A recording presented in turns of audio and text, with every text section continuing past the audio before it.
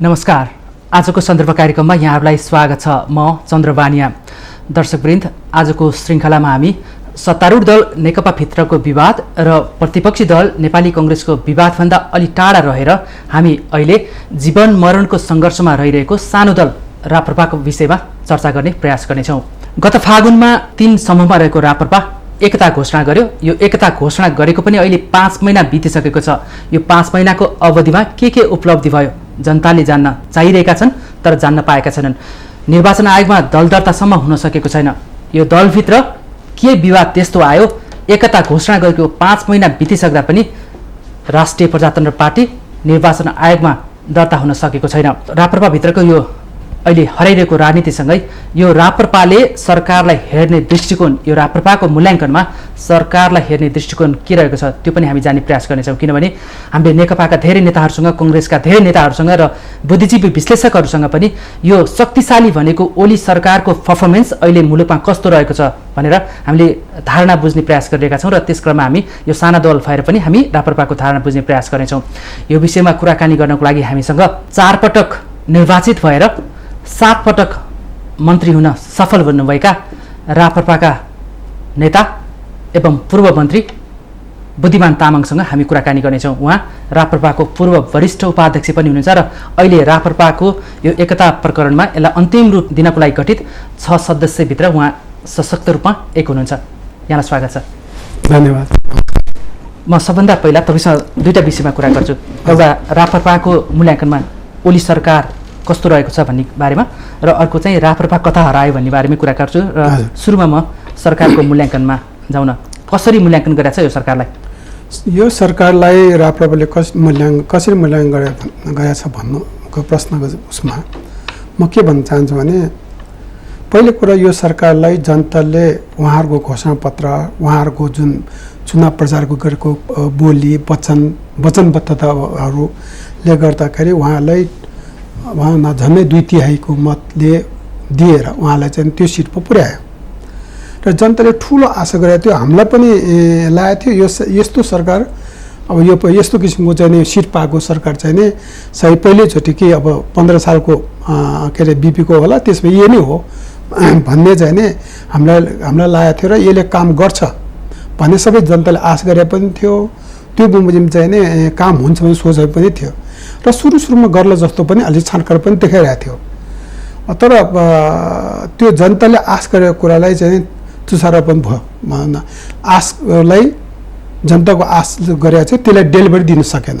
हेर्नुहोस्, डेलिभरी दिन सकेन एकतिर भन्यो भने, अर्कोतिर जुन किसिमको जिम्मेवारी पाएको थियो त्यो जिम्मेवारी चाहिँ नि पुरा गर्न सकेन भन्ने हाम्रो दृष्टिकोण हो, हाम्रो ठहर हो। डेलिभरी दिनु भने जनताको दैनिक उभोके जो छ नि, जनजीविकासँग डाइरेक्ट सम्पर्क राख्ने, त्यो चाहिँ शान्ति सुरक्षादेखि लिएर जन मूल्य वृद्धिदेखि लिएर भ्रष्टाचारदेखि लिएर महँगाई जो छ नि, आज तपाईँले बजारमा जाँदा आज एउटा भाउ हुन्छ, भोलि अर्को भाउ भइरहेको हुन्छ। अब एउटा कुरा के भन्यो भने, हाम्रो चाहिँ फ्री मार्केट भए तापनि सरकारले त्यसलाई पनि फ्री मार्केट भन्दा जताभावी फ्री मार्केट गर्नु भयो भने त्यसलाई पनि सरकारले कुनै हस्तक्षेप पनि गर्नु पऱ्यो नि। त्यस कारणले गर्दाखेरि मार्केट नियन्त्रण गर्नु सकेन, भ्रष्टाचार बढ्यो। हेर्नु, हर कुरामा भ्रष्टाचार कुरो त अब हरेक ठाउँमा तपाईँले यो तपाईँ सञ्चार माध्यमबाट पनि आइरहेछ नि भनौँ, पत्र पत्रिकाबाट एफएमहरूतिरबाट सबै सञ्चार माध्यममा छ्यापछ्याप आइरहेकै हुन्छ। हेर्नुहोस्, चाहे सानोदेखि ठुलोसम्म भ्रष्टाचार आइरहेकै छ र महँगाई एकदम नियन्त्रण गर्न सकेका छैन। हेर्नुहोस्, शान्ति सुरक्षा राम्रोसँग गर्न सकेका छैनन्। परराष्ट्र नीति चाहिँ अब जुन हिसाबले परराष्ट्र नीति हुनुपर्ने, पहिला हाम्रो परराष्ट्र नीति जो थियो असंलग्न परराष्ट्र नीति, हाम्रो पञ्चशीलमा आधारित हाम्रो चाहिँ असंलग्न परराष्ट्र नीति जो छ नि, अब त्यो नै चाहिँ नि त्यो चाहिँ काम भइरहेको जस्तो चाहिँ नि लाग्यो। त्यसले पनि खलबले छ। यस कारणले समष्टि रूपमा भन्दाखेरि अब जुन हिसाबले जो गभर्मेन्ट अगाडि बढ्नुपर्ने हो र डेलिभरी दिनु सकेन। चाहे सिमानाको कुरा भनौँ, चाहे चाहिँ परराष्ट्र नीतिको चाहिँ अरू देशसँग परराष्ट्र नीति, हर कुरामा चाहिँ यो सरकार चाहिँ नि एउटा फेल भएको जस्तो देखिरहेछ। अहिले यहाँले यो भनिरहँदाखेरि साथसाथै अब प्लसमा के गर्छ भने यो आन्तरिक उनीहरूको विवादले पनि यो चाहिँ नि भागो कि भन्ने कुरो पनि देखिरहेछ। हेर्नुहोस्, आश त थियो होइन, तर आन्तरिक विवादको कारण यो सरकारले चाहे जस्तो गर्न सकेन कि भनेर यहाँको मूल्याङ्कन रह्यो।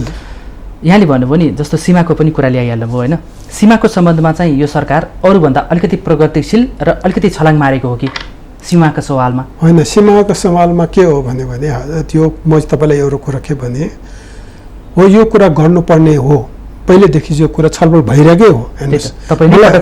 मलाई चाहिँ जहाँसम्म म भूमिसर मन्त्री हुँदाखेरि यो जुन किसिमको तीनवटा गुन्सी निबिया अनि के भन्दै तीन ठाउँ छ नि, मलाई याद नाम भएन मलाई, त्यो लिबेलिएको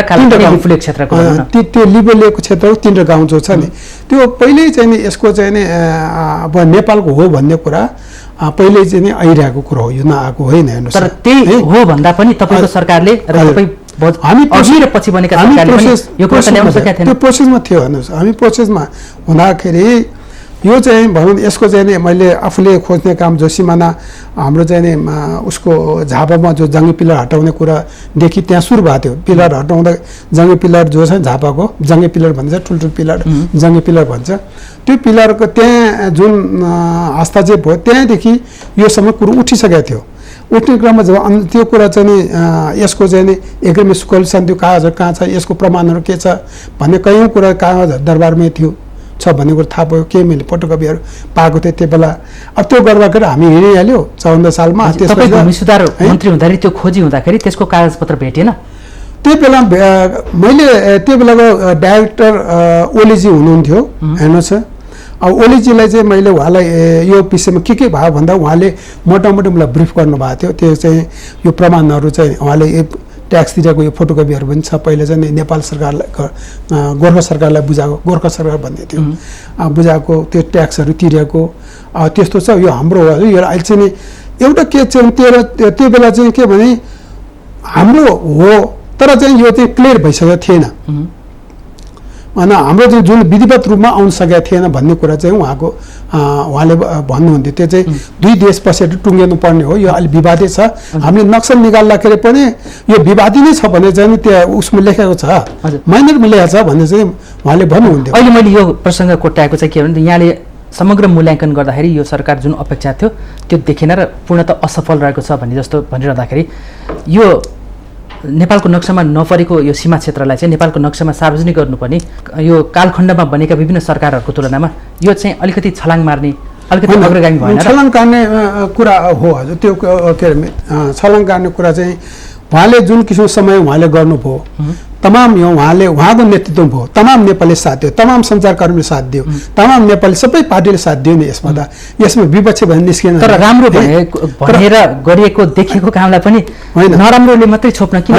राम्रो उहाँले गर्नु यसलाई हामीले उहाँको पहिलो उहाँ के अरे उहाँ नै हुन्छ यसको चाहिँ धन्यवादको पात्र त उहाँ नै हो। किनभने केपी ओली नै हो। किन केपी ओली भन्छ उसको सरकारको पालन भयो। त्यही त अघि मैले सरकारको मूल्याङ्कनमा तपाईँले जुन भन्दाखेरि यो कुरा त ल्याउनु भएन नि? होइन, त्यो गरेन, त्यो गरेन, भ्रष्टाचार रोकेन, महँगी नियन्त्रण भएन, त्यो यो कुरा ठिक आवत आयो, यो आवत आयो। तर यो कुरा पनि कोही अहिले प्लस गरौँ न के भन्यो, यसलाई उहाँलाई धन्यवाद दिनु पर्ला किन उहाँको पालोमा भयो यो। त्यसपछि यस्तै अर्को कुनै उल्लेख्य काम देख्न सकिन्छ ओली नेतृत्वमा? अब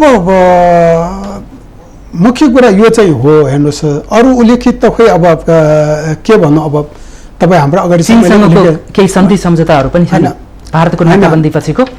भारतको यो चाहिँ पहिलाको कुरो भयो। भारतकोसँग जुन नागा फल्ने कुराहरू जो छ त्यो कुरा चाहिँ के हो भने हाम्रो चाहिँ नि अहिलेको हाम्रो राप्रपाको चाहिँ नि अध्यक्ष कमल थापाजी उहाँ चाहिँ परराष्ट्र मन्त्री हुनुहुन्थ्यो र उहाँको नेतृत्व भएको त। तर चाहिँ नि उहाँको चाहिँ नेतृत्व उहाँको भयो। तर उहाँले यो विषय जुन चाहिँ खोल्ने विषयमा त्यो धार्मिक संस्थादेखि लिएर व्यापारीहरूदेखि लिएर सबैको त्यो खोल्नेमा चाहिँ हात छ। हेर्नु, सबैको चाहिँ नि धार्मिक क्षेत्र पनि त्यति गरेछ, गुरुहरू धार्मिक गुरुहरूबाट यो सुरु भएको, सबैले प्रेसर गरेर यो भएको त। त्यसमा चाहिँ हाम्रो के अरे हाम्रो पार्टीको अध्यक्ष कमल थापाजीको अब विशेष भूमिका अथवा उहाँको निर्देशन भन्दा विशेष भूमिका चाहिँ छ यसमा चाहिँ। त्यसबाहेकको पूर्व पश्चिम रेलमार्ग चल्ने कुरा पनि छ यो ओली सरकारको। होइन, यो रेलमार्ग त एउटा कुरा हो। मैले अझ रेलमार्गको कुरा गर्नु पर्दाखेरि हेर्नुहोस्, त्यो रेलमार्गले कति पैसा खर्च हुन्छ पहिले त्यो हिसाब गर्नु पर्यो। यो अहिलेको मैले सुने अनुसार, म त यसमा विस्तृत मलाई थाहा छैन, तर यो कुरा चाहिँ सबैले बुझ्नुपर्ने कुरा चाहिँ नि 100 वर्ष अगाडिको जुन किसिमको रेल चलेको थियो त्यो किसिमको रेल यहाँ नेपालमा ल्याउला छ हेर्नुहोस् 100 वर्ष अगाडि रेलमा जुन किसिमको रेल चल्ने पोजिसन थियो नि यो स्टेजमा पुगेपछि अर्को रेल एउटा लाइन अर्को रेल नआएसम्म त्यो स्टेजमा पुगेपछि मात्रै अनि छुट्ने अर्कोबाट जाने त्यसो त कुर्नु पर्ने क्या अब रेल निर्माण गर्न जस्तै भने एउटा 1 किलोमिटर रेल निर्माण गर्दा जुन किसिमको चाहिँ नि पैसा लाग्छ लागत लाग्छ अब त्यो 6 लेनको चाहिँ नि बाटो बनाउँदाखेरि त्यसको 3 टाइम्स बाटो लाग्छ रे हेर्नुहोस् बढी लाग्छ रे त्यस कारण त्यो हामीले रेल त ठिक हो राम्रो कुरो हो नराम्रो कुरो होइन तर त्यसको चाहिँ नि लागत के हो त भन्ने पनि विचार गर्नुपर्ने लागतलाई सरकारले हिसाब किताब गर्ला यदि धेरै नै लाग्ने रहेछ भने पनि उसले सहयोगी दाता राष्ट्रहरूबाट त्यो अनुदान या ऋण सहयोगमा लिएर आएर बनाउला त्यो बाहेकका अब सीमामा चाहिँ यहाँले खुलेरै प्रशंसा गर्नुभयो राप्रपाको मूल्याङ्कनमा त्यो बाहेक यो ओली सरकार जुन 2 तिहाईको एकदमै शक्तिशाली भनेर यो सरकारले के न गर्ला भनेर आश अपेक्षा छ आम जनताको तपाईँले पनि सुरुमा गरेकै हो भन्नुभयो जरुर त्यो बाहेक अर्को कुनै अपेक्षा छ ओली सरकारबाट अब यो ओली सरकारले हान्छ अब देश बनाउँछ भनेर होइन पहिले देश बनाउँछ भन्दा भने उहाँहरूको जहिले पनि पहिलो कुरो त मैले अघि भने अब म उहाँलाई भेट्दाखेरि प्रधानमन्त्री केपी कमरेड भन्छु उहाँलाई पनि बुद्धिमा म चिन्छु राम्रोसँग उहाँले बुद्धिमा कमरेड भन्नुहुन्छ भेटेर बुद्धिमा कमरेड भन्नुहुन्छ उहाँले पनि मलाई उहाँको एमाले साथीहरू प्रयासले मलाई कमरेड भन्नुहुन्छ हेर्नुहोस् नेकपामा प्रवेश गर्ने होइन त्यस्तो होइन उहिले कुरा गरेँ मैले अहिले त नभेटे नि कति भइसक्यो नि हेर्नुहोस् त मेरो भन्नु भइसक्यो भने कतिपय कुराहरू केपीले राम्रै गरेछ नराम्रो भन्नुहुन्छ जस्तै भएन यो सिमानाको विषयमा त उसले नेतृत्व गरेकै हो नि त्यसलाई त त्यसले चाहिँ गरेको भन्नु हुँदैन नेतृत्व उसले गर्यो हामी सबै लागे हामी सबै पार्टी सबै नेपाली चाहिँ सबै लाग्यो भन देश एक भयो भनौँ न राष्ट्र एक भएर लाग्यो तर नेतृत्व उसले गर्यो हेर्नु तर अहिले पनि सबैले साथ दिने हो नि म केही यो जीवनको अन्तिम क्षणमा मेरो यो नाफाको जिन्दगी हो म केही गर्छु भनेर उहाँले चाहिँ कहिले काहीँ अभिव्यक्ति आउँछ नि के त्यो गर्ने सङ्केत हो या चाहिँ पहिलो कुरा त उहाँले अरूसँग गर्नुभन्दा पनि आफ्नो पार्टीभित्रै मिलाउनु पर्यो अब उहाँको पार्टीभित्रै चाहिँ अब आज फुटी भन्छन् आज मिली भन्छन् होइन आजकल चाहिँ यस्तो भयो अब त्यो उहाँकै चाहिँ यहाँ अहिले त कस्तो भने न्युज त अब सरकारै बन्यो भने पहिला त सरकारको पार्टीकै बन्यो भने तर कस्तो भयो भने अस्थिर अवस्था के पार्टी त्यही भित्र चाहिँ के हो कि अहिले मिली भन्छ कहिले फुट्न लाग्यो अब त भोलिको पर्सि घोषणा हुन लाग्छ पार्टी दर्ता गर्न लागिसक्यो उहाँले चाहिँ अब केपीले पार्टी फुटाउन लाग्छ उहाँ एमाले पनि दर्ता गरिसक्यो उसै मान्छेले गरेछ भन्छ अब उनीहरूभित्र उनीहरूकै 2टा कुरो सुन्दाखेरि त अहिले नै फुट्न लाग्यो भोलि नै के हुन लाग्यो अब यस्तो चाहिँ अवस्था देख्छ पार्टीभित्र बाह्य असहयोग छैन अब पार्टीभित्रैको अहिले बाहिर असहयोग त के भएर भनौँ न अब यो 5 वर्ष जनताले म्यान्डेट दिएछ 5 वर्ष उनीहरू मिलेर शासन गरोस् राम्रोसँग गरोस् शासन 5 वर्ष चाहिँ टाइम दिएछ नि गर्नु पर्यो नि त अब साढे 2 वर्ष गइसक्यो अब त धेरै त्यो छैन नि हजुर अब साढे 2 वर्षभन्दा गइसकेपछि त अब 2 वर्षपछि चुनाव लागिसक्छ हेर्नुहोस् त्यो समयमा के मतलब होइन 2 वर्ष चुनाव भए चाहिँ अन्त कहाँ पो चाहिँ विकास निर्माण गर्ने कहाँ के गर्ने उहाँले सोचे कहाँ पुग्छ त्यो बेला यस कारणले गर्दाखेरि मेरो चाहिँ भने के भने उहाँले चाहिँ नि यो जस्तै यो रेल कुरा गर्नुभयो रेल कुरा त मैले भने यो अहिले सबै जनताले बुझ्नु पऱ्यो त्यो कुरा चाहिँ अब ठिक छ रेल चल्न राम्रो हो तर त्यसले जनताको भार कति बोक्नु पर्यो ऋण कति बोक्नुपर्छ त्यो कुरा विचार गर्नु पऱ्यो अब एक स्टेसनबाट त्यो स्टेसनमा अर्को ट्रेन आइसक्यो अनि एउटा पश्चिम लाग्ने एउटा पूर्व लाग्ने त्यो रेल बनाएर हुन्छ त्यस्तो हुनु पऱ्यो नि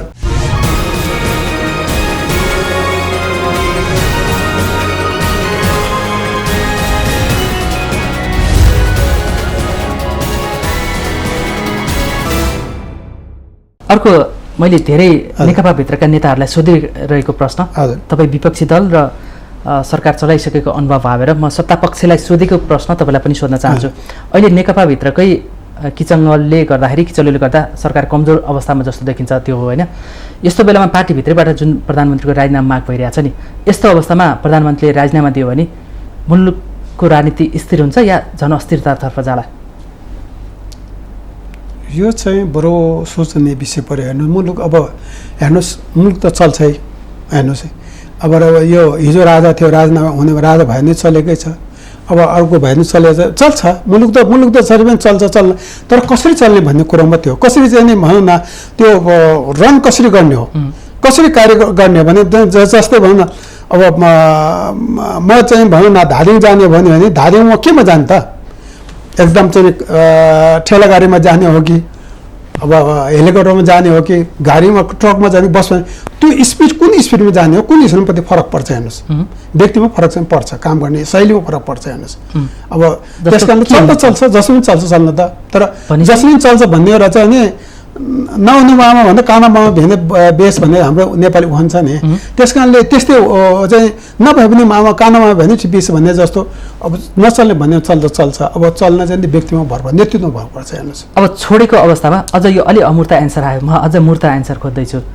अहिले ओलीको नेतृत्वमा अहिले रेल चल्न खोजे जस्तो छ ओलीले छोडेर अर्को आयो भने ट्र्याक्टर चले जस्तो हुन्छ धादिङ जानको लागि अब यो उत्तरमा मैले उहाँहरूमा फ्याक्ट्री त म के भन्नु सक्छु र भने उहाँहरू सबै अब प्रधानमन्त्रीकै भइसकेको पार्टीको उहाँ 3 जना पार्टी प्रधानमन्त्री भइसकेको 3 छ त्यसको विगत वर्तमान तपाईले हामी नेपाली जनले एनालाइसिस गरिसकेको छ नै छ त्यसपछि उहाँ हुनुहुन्छ अब एउटा त पहिला भइसक्यो अहिले चाहिँ उहाँ हुनु चौथो छ नि त्यो पार्टीमा 4वटा प्रधानमन्त्री भइसकेको पार्टी हो हेर्नुहोस् यसकारणले गर्दाखेरि अब नेतृत्व कसको हातमा जान्छ त्यसमा भर पर्छ हेर्नुहोस् छोड्दा राम्रो हुन्छ कि मुलुकको राजनीतिमा केपी ओली बसिरहँदा राम्रो हुन्छ होइन हामीलाई त एउटाले छोड्ने अर्को आउनु पर्ने अर्को हाम्रो त विपक्षीको त के हुन्छ त विपक्षीको दृष्टिकोण त के हुन्छ भने त्यो थाई सरकार चलिरहेको भन्ने त हुँदै हुँदैन नि विपक्षीको दृष्टिकोण के भने त्यो के सरकार पक्ष भत्क्यो बिग्रो सबै तपाईँ त्यस्तै हुन्छ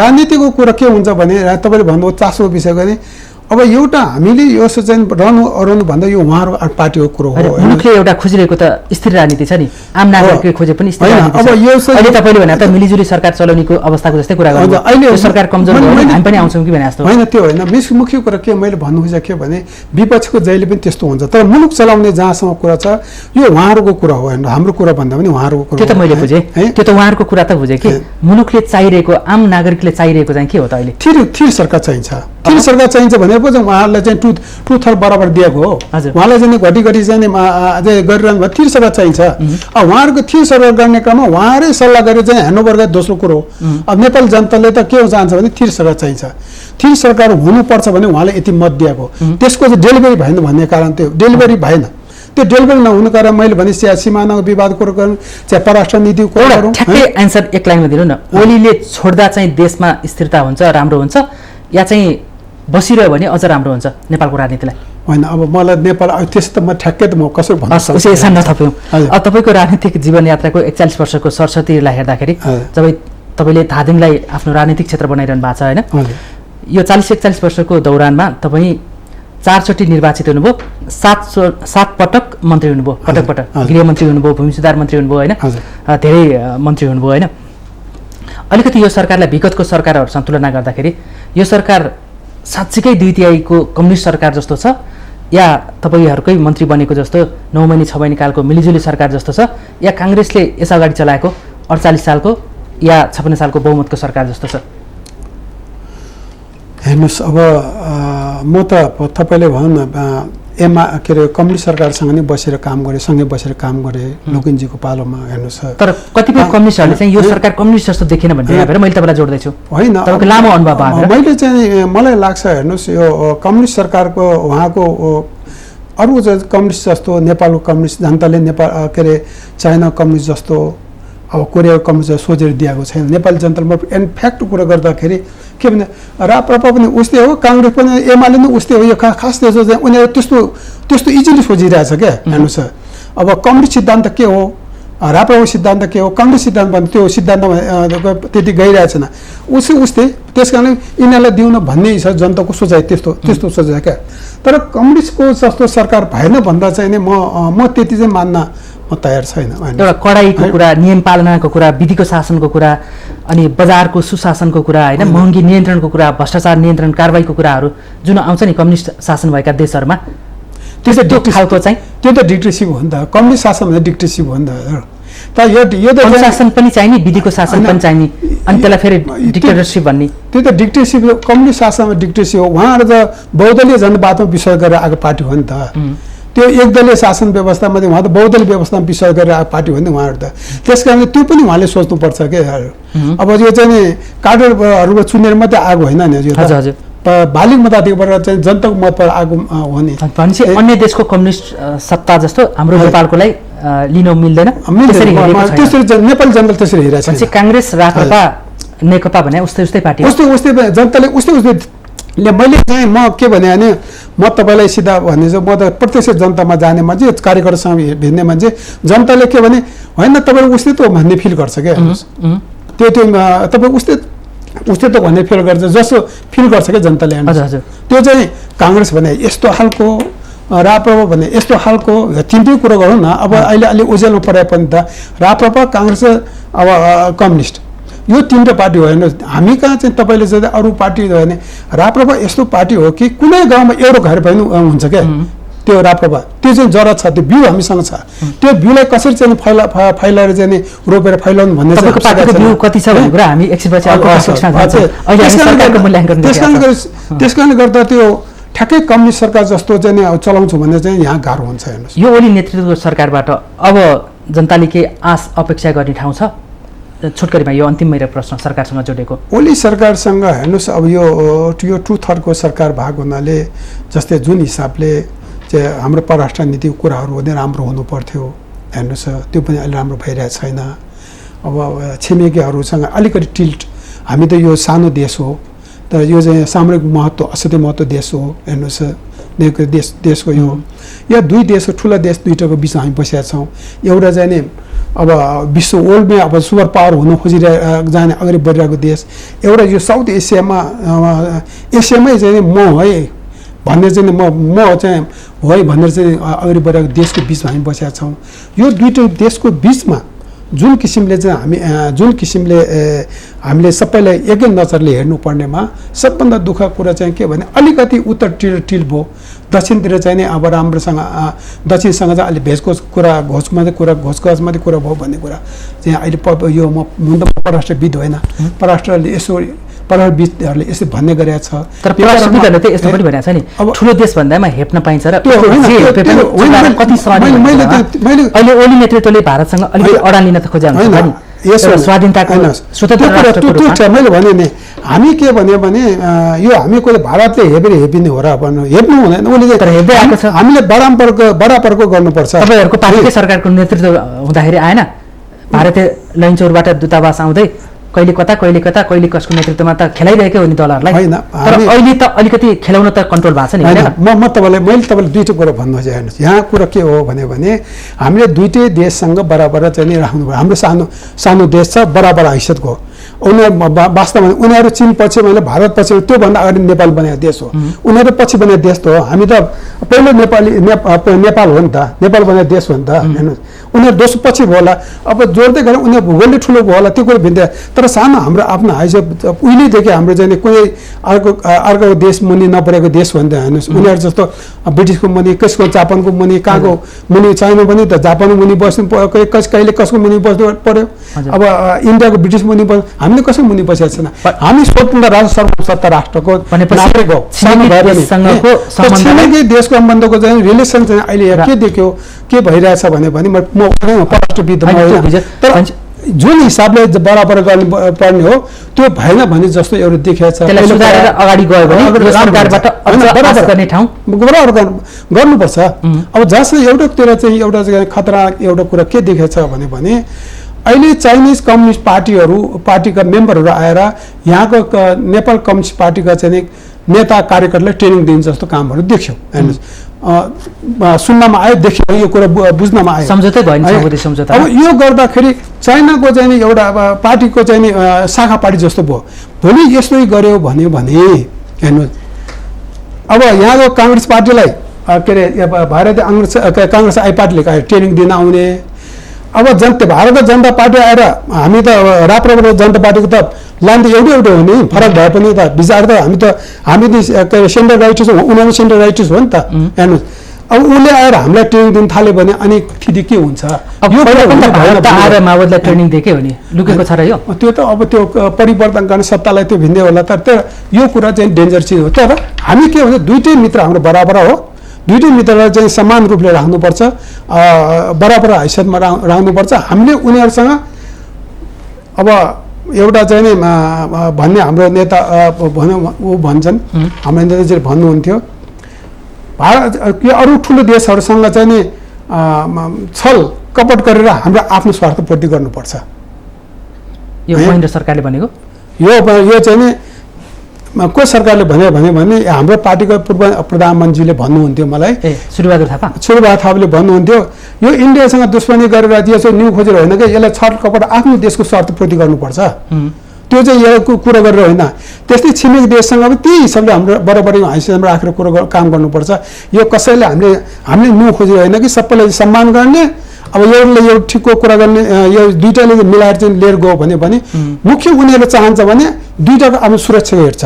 सुरक्षालाई चाहिँ नि ग्यारेन्टी हामीले गरिदिएपछि त तेरो देशको विरोधमा चाहिँ गर्न हामी विरोध यो हाम्रो देशप्रति गर्न दिन्न, दुईटै देशको चाहिँ विरोधमा गर्न दिन्न भने त्यो ग्यारेन्टी दिएपछि त भइहाल्छ भन्ने उहाँले भन्नुभयो। सरकारले अझ केही गर्न सक्छ, गर्छ भनेर आशा गरौँ होइन? हजुर गरौँ। हजुर, अहिले हामीले 2 चरणमध्ये एउटा चरणको यो संवादलाई मेरो भन्नु तपाईँले भन्नु लास्टमा के भन्यो भने यो सरकार राख्ने चल्ने भने उहाँहरू कुरो हो, तर सरकारले जनता के भने स्थिर सरकार चाहन्छन्। त्यो स्थिर सरकार चाहेको हुनाले नै उहाँलाई यो मत दिएको, यो उहाँले बुझ्नुपर्छ। हजुर, अहिले राप्रपाको मूल्याङ्कनमा हामीले ओली सरकारको मूल्याङ्कन गऱ्यौँ राप्रपाको नजरमा, दृष्टिकोणमा होइन?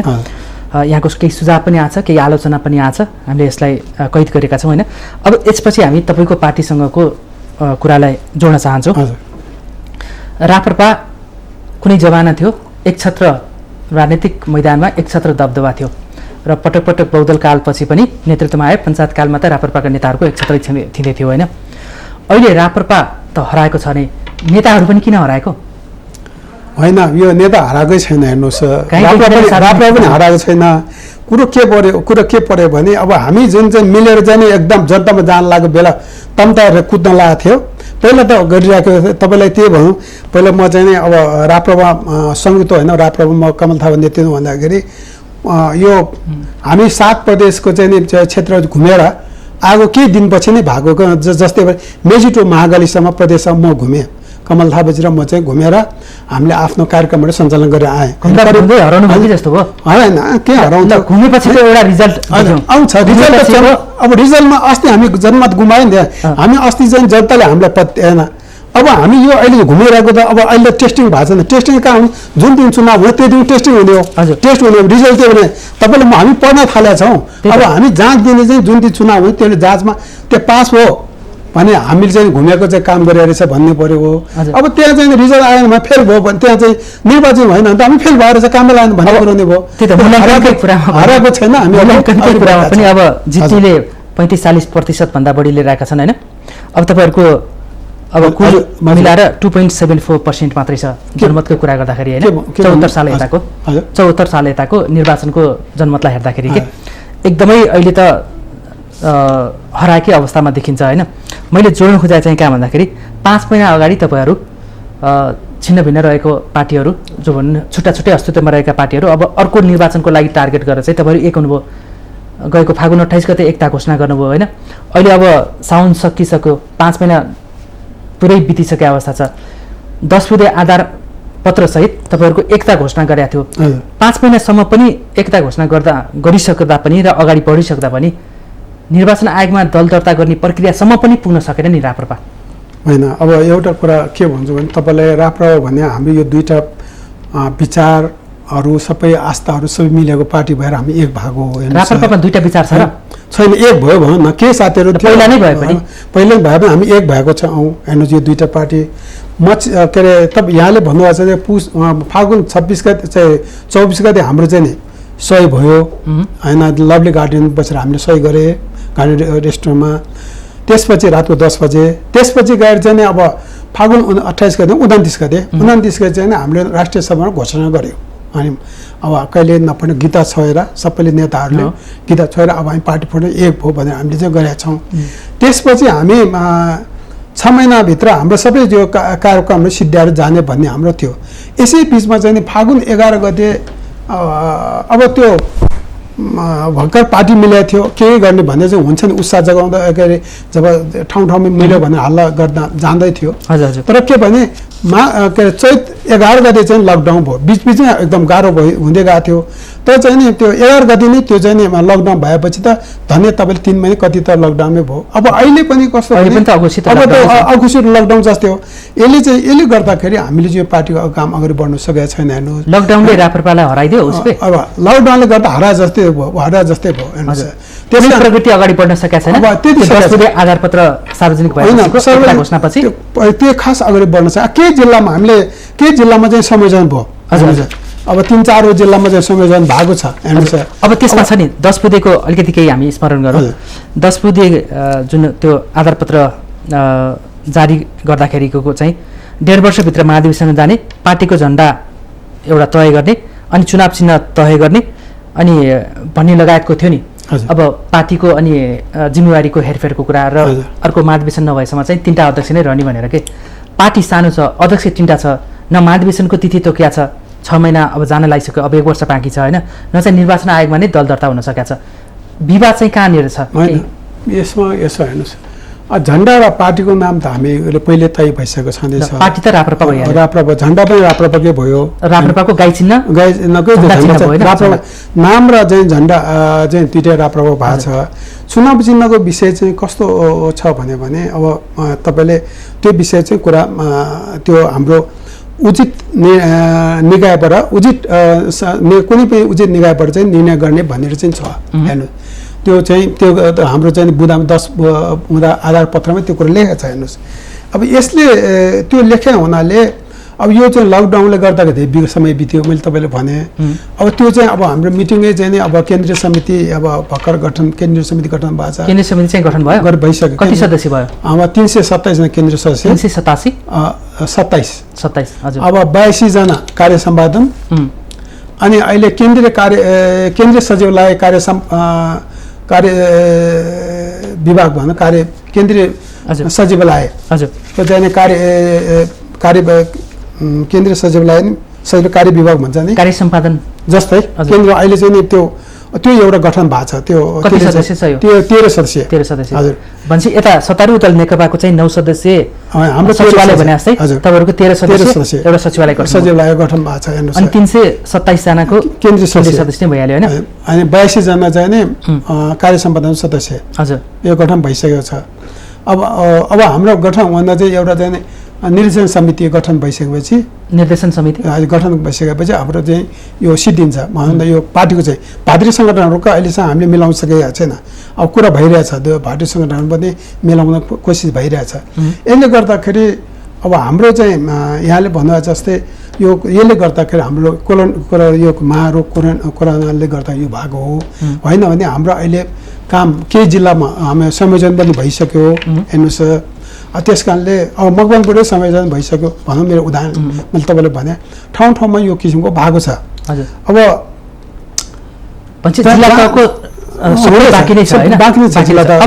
अलिकति म यसलाई अझ साँगुरो पार्न खोजेँ। अहिले तपाईँहरू जुन मिटिङ बसिरहनु भएको छ पछिल्लो समय, हिजो आज पनि बैठक भइरहेको छ होइन, 10 बुँदे आधारपत्रलाई व्याख्या गर्दै यसलाई चाहिँ अन्तिम अब एकताको टुङ्गोमा पुर्याउने भनेर जुन तपाईँहरू बैठक बसिरहनु भएको छ नि, अहिले यो बैठक पटक बसेर पनि एउटा चुनाव चिन्हमै कुरा मिल्न सकेका छैन। हलो कि गाई भनेर अझ पनि लडिरहनु भएको छ।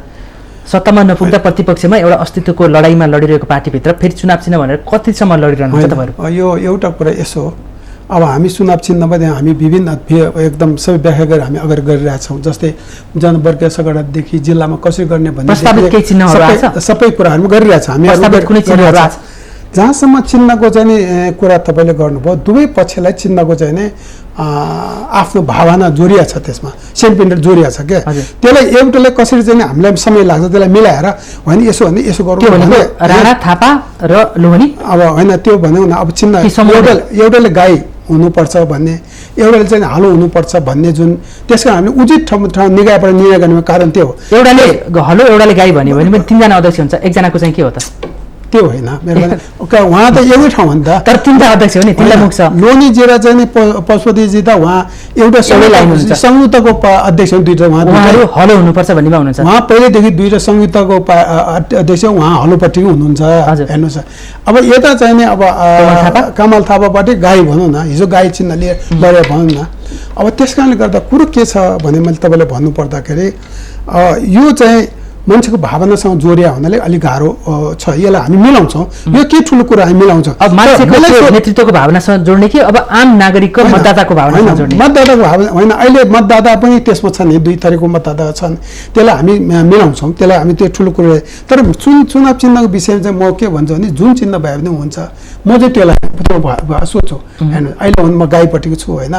अब किनभने म तपाईँलाई एउटा कुरा उदाहरण दिन्छु। होइन मैले तपाईँलाई भने म 6 पटक चुनावलाई 2 पटक हारेँ, एकपल्ट के अरे 4 पटक मैले जितेँ। पहिला चाहिँ चुनाव म के अरे केबाट लडेको थियो भने 38 सालमा झुलुङपुरबाट लडेको थियो।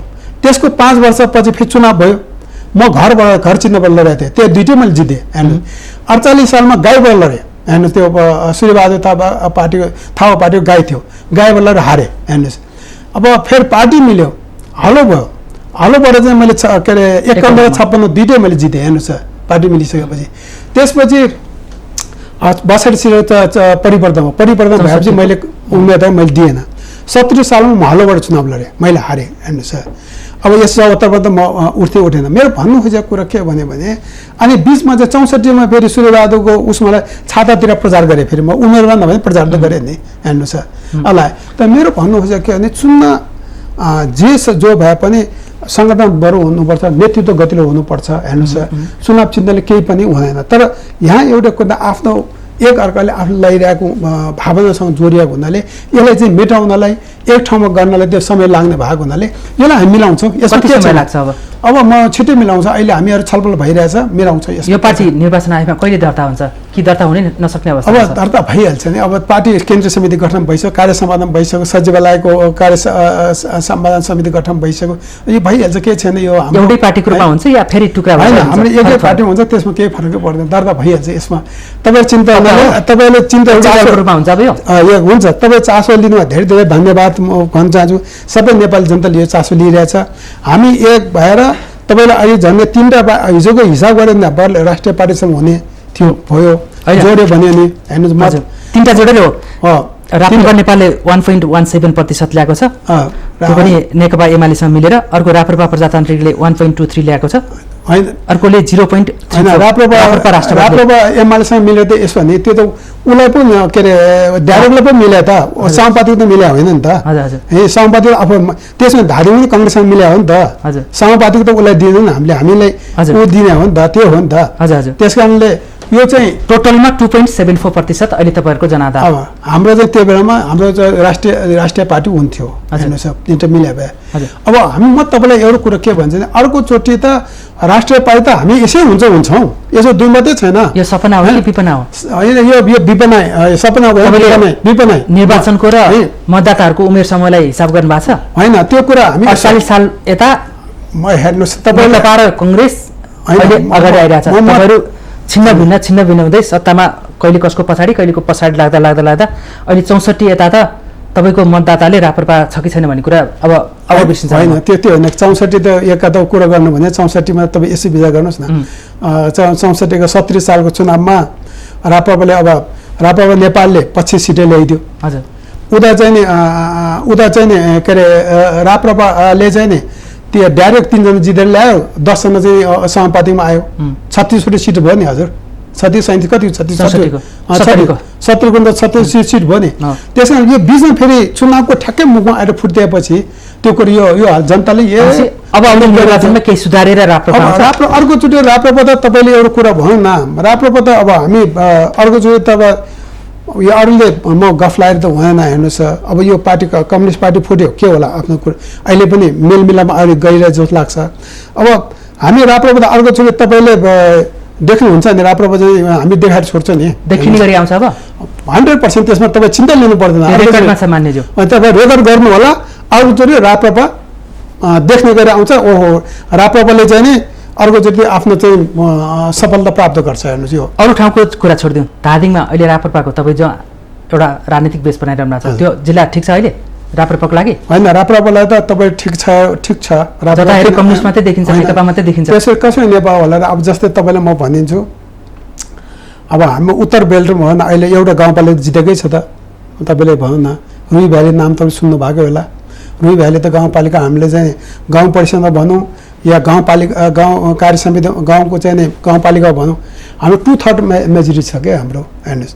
त्यस कारणले अब त्यसको तलतिर चाहिँ केही मतले हामी हारेका छौँ। 2-3 गाउँपालिका हामी थोरै मतले हारेका छौँ हेर्नुहोस्। त्यस कारणले गर्दाखेरि धादिङमा त राप्रपा बलियो त छ। अब तपाईँले भने यो 13 हाम्रो यो गाउँपालिका यो चाहिँ नि 3 नम्बर बागमती प्रदेशमा 13 जिल्ला पर्छ काठमाडौँ सहित। 13 जिल्लामा धादिङमा मात्रै त्यो चाहिँ नि हामीले जितेका छौँ भने त धादिङ रापा बलियो भने यसै बुझ्यौँ भने यसै धादिङमा रापाको जग बलियो छ, जग बलियो छ। त्यही बिउलाई अन्य जिल्लाहरूमा छर्नुहुन्छ अब? त्यही बिउ हाम्रो यहाँ मात्रै होइन झापामा छँदैन। तपाईँले झापामा 3 गाउँपालिका जितेको छ। तपाईँले भन्नुहोस् अब तपाईँले अघि भन्नुभयो राप्रपा धादिङका अब मेयर जितेको छ नेपालगञ्जमा। अब के अरे उसमा बागलुङमा मेयर जितेको छ। प्रदेश सांसद 7वटा प्रदेशमा हेरौँ, 7वटा प्रदेशमा 3 संसदमा हेरौँ, 3 संसद छ नि त हाम्रो। अर्को अब हाम्रो 3 नम्बरमा छ एउटा बिउ छ, त्यसलाई काफी भयो नि त हजुर। मानो छरेर मुरी उब्जाउने भन्छ नि त्यो लाग्नु होइन। तपाईँले माना छोडेर मुरी उब्जाउनु चाहिँ नि हामी लागेको छ, त्यसमा लागेको छ। अब यो मानो छरेर मुरी उब्जाउने गर्ने सन्दर्भमा तपाईँहरू एक भएर त लागिरहनु भएको छ, पार्टी दर्ताको प्रोसेसमा हुनुहुन्छ होइन। यसैबिच चाहिँ पार्टीका संस्थापन अध्यक्ष रहनुभएका अब दिवंगत हुनुभएका पूर्व प्रधानमन्त्री सूर्यबहादुर थापाका छोरा जो पार्टीको महामन्त्री पनि भइसक्नु भएको छ, सुनिल थापाले पार्टी परित्याग गर्ने स्थिति आएपछि यो पार्टीलाई केही धक्का लागेको छ या सिम्पली हो यो? होइन, यसो तपाईँलाई के भन्यो भने अब म उहाँको विषयमा कमेन्ट गर्न चाहन्न। किनभने भने मैले लेखाइ पनि छु, उहाँलाई शुभकामना दिएको छ। किन म उहाँको फ्यामिलीसँग अघि फ्यामिली नै मान्छे हुँ म, त्यसमा म उहाँ धेरै म कमेन्ट धेरै माया गर्ने नेताहरूमध्ये तपाईँ पनि हो। म फ्यामिली नै हो भनेपछि तपाईँले विचार गर्नु न। उहाँ फ्यामिली मेम्बर नै हो अहिले पनि। उहाँको चाहिँ नि बरु उहाँ त्यति बस्नु भएन होला। समय दिनको हिसाब घन्टी हिसाब गर्ने भने टाइमको हिसाब गर्ने भने छोराभन्दा बढी म उहाँसँग बसेर काम गरेँ मान्छे। त्यस कारणले उहाँ जाँदाखेरि यस्तो हजुर, उहाँ जाँदाखेरि निश्चय पनि यो सिस्टम भने यो हाम्रो सिस्टमले 1 भोटले जित्ने सिस्टम हो क्या हजुर है। अब उहाँले चाहिँ उहाँ जहाँ जाँदाखेरि अब त पार्टीले त नोक्सान त पर्छ नि, अब नपर्ने कुरा छैन, पर्छ। तर के भन्यो भने अब यो पार्टी भन्ने कुरा आउने जाने हुन्छ क्या। रोक्न सकेन पार्टी एकता अङ्ग्रेजीमा भन्छ नि, Angrezi some come some go but I go for your भन्छ नि। आउँछ जान्छ म तर म लक्ष्यमा गइरहन्छु भने सन्तुष्टलाई यति भन्ने कुरा स्वाभाविक हो होइन। सुनिल थापाले पार्टी परित्याग गर्दा होइन एउटा क्षति त बिहोर्नु पर्ला होइन, किन रोक्न सकेन भन्ने मेरो प्रश्न होइन। मेरो रोक्न सक्दा भने के हो भने मैले तपाईँलाई एउटा कुरा किन विरक्तिनु भयो उहाँ? होइन, विरक्तिनु भयो उहाँको आफ्नै कुरा होला हेर्नुहोस्। त्यो उहाँको विषयमा नेतृत्वको अनुहार देखेर हो कि? अब नेतृत्व पार्टीभित्र त उहाँले यति पाउनु भयो कि के भने उहाँ 69 सालमा के अरे चैतमा साधारण सदस्य लिनुभयो के सदस्य भन्नु उहाँ के अरे सदस्य पार्टी प्रवेश गर्नुभयो। साधारण सदस्य त पहिले नै हो हेर्नुहोस्। 70 सालको चाहिँ नि के अरे वैशाखमा उहाँ चाहिँ नि के अरे हुनुभयो, केन्द्रीय सचिव जित्नुभयो। त्यसपछि महामन्त्री, त्यसपछि 70 सालमा चुनाव लडे मान्य भयो, त्यसपछि मन्त्री हुनुभयो, त्यसपछि अब पार्टी महामन्त्री हुनुभयो। अब उहाँको यो बिचमा 4 वर्षको 5 वर्षको बिच भन्न 4 वर्षको अब अक्सर 70 सालदेखि हिसाब गरौँ न होइन। 70 साल बिचमा उहाँले धेरै नै उन्नति गर्नु अवसर पाउनुभयो। उन्नति त के भएर लिफ्ट गरेपछि सबैले पाएन, अवसर पाउनुभयो। तर अवसर चाहिँ नि उहाँले त्यहाँ भन्दा यहाँ बढी अवसर हुन्थ्यो भन्ने कुरा अहिले पनि उहाँलाई भविष्यको चाहिँ भोलि अब अध्यक्षको रूपमा अहिले चाहिँ हेर्न थालिएको व्यक्ति हो। त्यस कारण त्यो उहाँको फ्यामिली ब्याकग्राउन्ड सबैले गर्दाखेरि भाग हुनाले चाहिँ नि त्यो कुरा हो। अब उहाँले पार्टी छोडी किन जानुभयो, कसो जानुभयो उहाँ आफ्नै कुरा हो। तर चाहिँ के भने मैले उहाँलाई शुभकामना दिएको छु, उहाँको त्यहाँ गएर उन्नति हो, प्रगति होस् होइन। अब हामी त्यहीँ बसेर चाहिँ उहाँको पार्टीको अध्यक्ष देख्न पाऊँ, त्यहीँबाट चाहिँ प्रधानमन्त्री होस्, हाम्रो त्यही शुभकामना त्यही छैन। तर एउटा कुरा नै अब एउटा मैले तपाईँले 1 भोटले जित्ने व्यवस्था भएको हुनाले अब एउटा चाहिँ नि यो पार्टीको मन्त्री भएको, संसद भएको, केन्द्रीय महामन्त्री जाँदाखेरि त अब नोक्सान त पर्छ नि, अहिले नपर्ने कुरा। तर हेर्नुहोस् त्यो नोक्सान पर्छ भनेर चाहिँ त बसेर भएन नि। अब तपाईँले भन्दै हुनुहुन्छ नि एउटा अलिकति रहेका जिल्लाहरूमध्ये जस्तो अब सिन्धुपाल्चोक होला, धादिङ होला होइन, जस्तै उहाँकै क्षेत्र धनकुटा थियो होला, अब धनकुटामा त बिउ मासिने स्थिति आयो कि भनेर के सुनिल थापाको होइन बहिर्गमनपछि? अब त्यो म अब त्यता धेरै जान्न, त्यहाँ बिउ मासिँदैन कि उहाँहरूको त्यहाँ राप्रपा अब तपाईँले तुरुन्त थाहा हुन्छ कि पहिलाको अध्यक्ष अध्यक्ष भएर आउनुहुन्छ, उहाँकै फ्यामिलीको चाहिँ कुमार थापा भन्ने हुनुहुन्छ है, उहाँ नै चाहिँ अहिले चाहिँ पहिला उहाँले राजनीति दिनुभएको रहेछ, केन्द्रमा आएको रहन्छ, उहाँकोसम्म रहेछ यहाँ सुकृति भएको त्यो उहाँको राजीनामा दिए अर्को अध्यक्ष बनाएर चाहिँ उहाँले अब त्यही अध्यक्ष त्यो मासिँदैन। हजुर, अन्तिममा हामी समयको अन्तिममा छौँ। अघि यहाँले मैले राप्रपाको कुरा गर्दाखेरि अहिले हामी वैचारिक एकतामा पनि छौँ, पार्टी एकीकरणको सिलसिलामा चाहिँ एउटा वैचारिक पक्ष पनि मिल्नु पर्ने भएको भएर हामी अलिकति ढिला भएको छ, दर्ता प्रक्रियामा जान भन्नुभएको छ नि। राप्रपा अहिले कुन वैचारिक लाइनमा छ? राप्रपा त तपाईँले एउटा राप्रपा कुन वैचारिक, तपाईँले सिङ्गो नेपालमा एउटै फरक विचार बोक्ने पार्टी राप्रपा हो। तपाईँले एउटै कुरा के विचार गर्नुपर्छ? हजुर, राजा चाहिन्छ? मेरो भन्ने हामी के म तपाईँलाई प्रश्न भन्ने चाहिँ हामी चाहिँ यो राजासहितको लोकतन्त्र पहिलो हाम्रो एजेन्डा हेर्नुहोस्।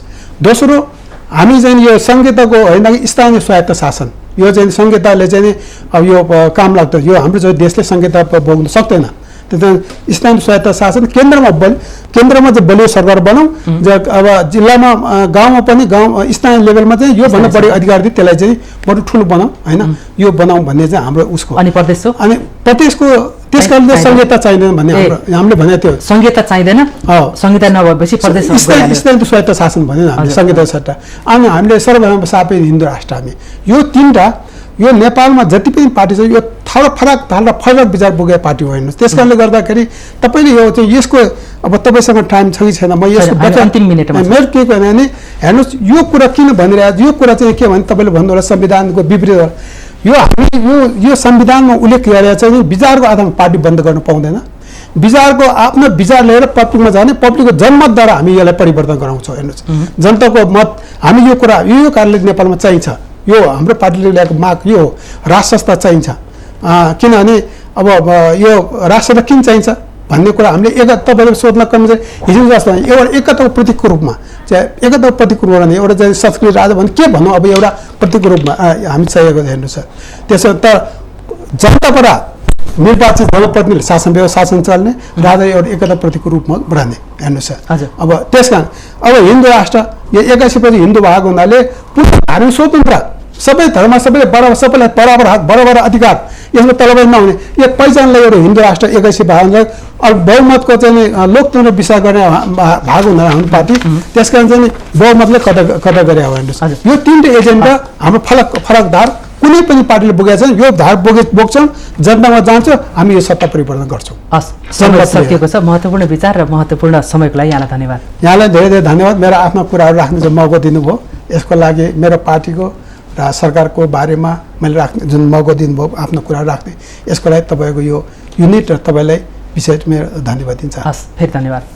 आदरणीय दर्शकवृन्द, आजको श्रृङ्खलामा हामीले धादिङबाट राजनीति गर्दै आउनुभएका राप्रपाका नेता पूर्व मन्त्री बुद्धिमान तामाङसँग राप्रपाको मूल्याङ्कनमा ओली सरकार कस्तो रहेको छ भन्ने सन्दर्भमा केन्द्रित भएर कुराकानी गऱ्यौँ भने अर्को कुरा अहिले राप्रपा एकता घोषणा गरेको 5 महिना यता कता हराइरहेको छ र निर्वाचन आयोगमा अब दल दर्ता कहिले गर्छ भन्ने सन्दर्भमा पनि केन्द्रित भएर कुराकानी गऱ्यौँ र उहाँ 40-41 वर्षको राजनीतिमा 4 पटक निर्वाचित र 7 पटक मन्त्री भएको राप्रपाको एकजना नेता हुनुहुन्थ्यो। यिनै संवादको साथ आजको श्रृङ्खलाबाट म चन्द्र बानिया बिदा हुन्छु।